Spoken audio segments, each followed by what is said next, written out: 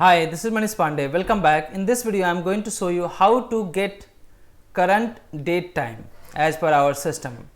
So, for that, let me take here one calculation stage and double click on that.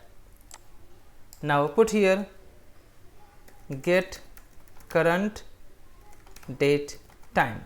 So, to get the current date time, we have to put some function here in the expression. What are those functions we need to apply? First, today function will give us current date. So, just paste that, put here %, to %, double quotation with a space, and then after that we need time. So, we need a current time. So, we have local time which will give us current local time.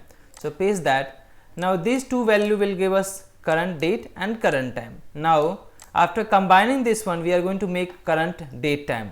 Once we will combine this, we will have a value in a different data type. So, first we need to convert this to the date time, so that we will be getting value in a date time.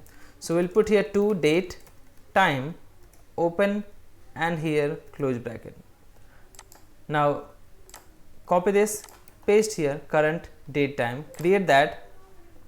Now, click OK. So, let us link this one here, right click, set next stage, and you can see here it is giving us value 10/7/2022 12:59, because our current date time is this one based on our system. This is not UDC date time, this is our local date time. So, by this way you can play with the functions and you can get current date time. Thank you so much for watching this video. Thanks.